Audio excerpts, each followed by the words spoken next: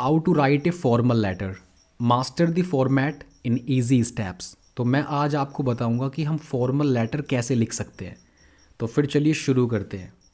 लेकिन उससे पहले समझते हैं कि पर्पस क्या होता है फॉर्मल लेटर लिखने का। देखो, इसका पर्पस है यूज्ड फॉर ऑफिशियल और प्रोफेशनल कम्युनिकेशन। जब कभी भी हमें किसी ऑफिशियल पर्पस से या फिर किसी प्रोफेशनल पर्पस से कम्युनिकेशन करने की नीड होती है, तब हम फॉर्मल लेटर का इस्तेमाल करते हैं। एग्जाम्पल्स: लेटर टू प्रिंसिपल, जब आप स्कूल के प्रिंसिपल को लेटर लिख रहे हो। मैनेजर और एन ऑफिसर, अगर किसी मैनेजर को या फिर किसी ऑफिसर को लेटर लिख रहे हो। इसकी टोन कैसी होती है? फॉर्मल लेटर की टोन बहुत ही ज़्यादा पोलाइट, रेस्पेक्टफुल एंड प्रोफेशनल होती है। अब बात करते हैं इसकी लैंग्वेज की। तो फॉर्मल लेटर की लैंग्वेज एकदम precise and point to point होती है। तो चलिए अब बात करते हैं structure of a formal letter.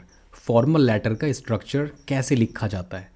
लेकिन उससे पहले हम समझते हैं कुछ इम्पोर्टेंट फैक्टर्स। जब कभी भी हमें लेटर लिखने की आवश्यकता होती है, तो सबसे पहले इम्पोर्टेंट होता है कि भेजने वाला कौन है। उसके बाद कौन सी डेट में हम लिख रहे हैं। नंबर थर्ड, उसको रिसीव करने वाला कौन है। नंबर फोर, किस विषय पर लिख रहे हैं, यानी कि उसका सब्जेक्ट क्या है। नंबर फाइव, सैल्यूटेशन, वो इंसान कौन है, वो सर है, मैम है, या फिर कोई और पर्सन है।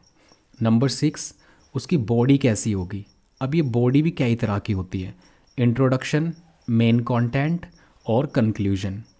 नंबर सेवन, लेटर की क्लोजिंग। अब आप लेटर की क्लोजिंग योर सिंसियरली या योर फेथफुल्ली से करते हैं। एंड नंबर एट, ये लास्ट पॉइंट है और इसमें हम अपना नेम या फिर अपना सिग्नेचर करते हैं। और इसी तरह से इसका पूरा स्ट्रक्चर लिखा जाता है। तो फिर चलिए अब डिस्कस करते हैं इन सारे पॉइंट्स को one by one. Number one, sender's address. Example के तौर पर 123 green colony, Modinagar. Example: the sender's address is written at the top left corner, it shows where the letter is coming from.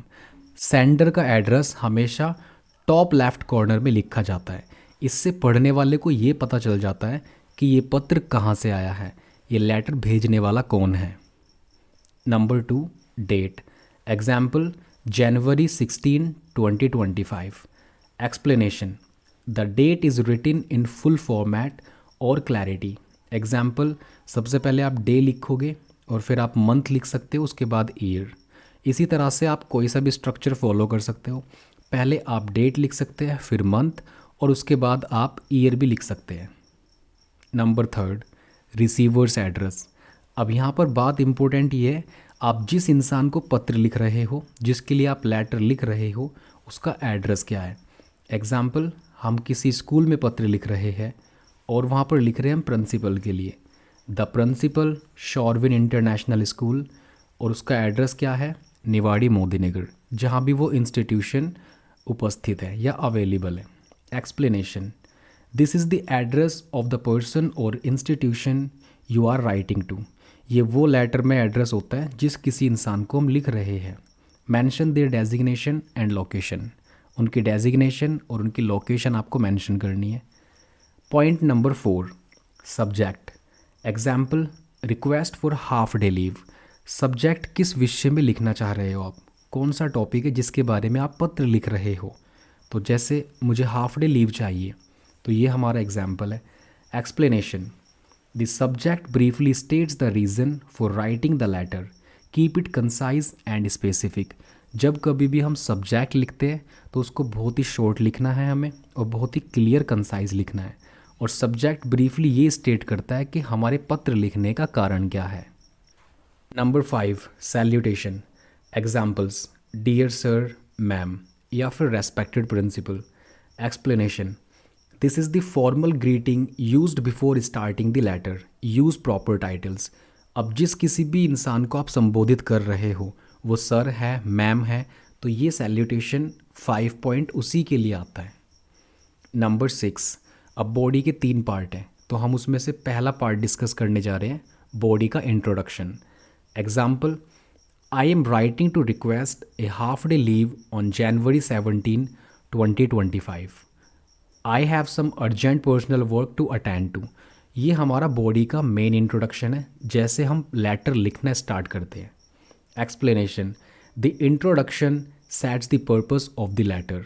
Starting की line से ये clear हो जाता है कि हमारे लेटर लिखने का पर्पस क्या है, हमारे सब्जेक्ट का पर्पस क्या है।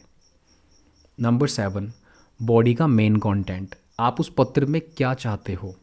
Example, I kindly request you to grant me half day leave. I assure you that all my responsibilities will be managed before leaving. तो आप इसमें क्लियरली बता रहे हो कि आपको हाफ डे लीव चाहिए और क्यों चाहिए, क्योंकि आप कहीं जाना चाहते हो या फिर आपको कोई अर्जेंट पीस ऑफ वर्क है। Explanation, the main content explains the detail and reason for the request. अब ये मेन कॉन्टेंट क्लियरली एक्सप्लेन करता है कि आपकी नीड क्या है। नंबर 8, बॉडी, इसमें कंक्लूजन होगा।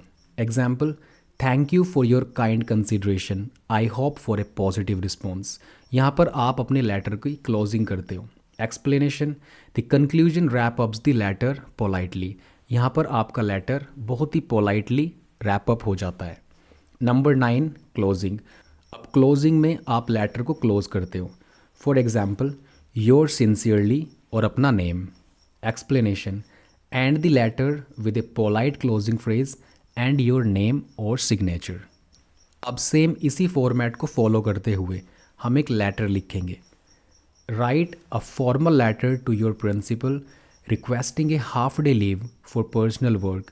You are Vipin Kumar, a student of Shorvin International School, 123 Green Colony, Modinagar. January 16, 2025. The principal, Shorvin International School, Niwadi, Modinagar. Subject, request for half day leave. Dear ma'am, I am writing to request a half day leave on January 17, 2025. I have some urgent personal work to attend to. Kindly request you to grant me a half day leave. I assure you that all my responsibilities will be managed before leaving. Thank you for your kind consideration. I hope for a positive response. Yours sincerely, Vipin Kumar. तो देखा आपने, इस तरह से हम एक simple structure follow करके institute को या फिर प्रिंसिपल को लेटर लिख सकते हैं, एप्लीकेशंस लिख सकते हैं।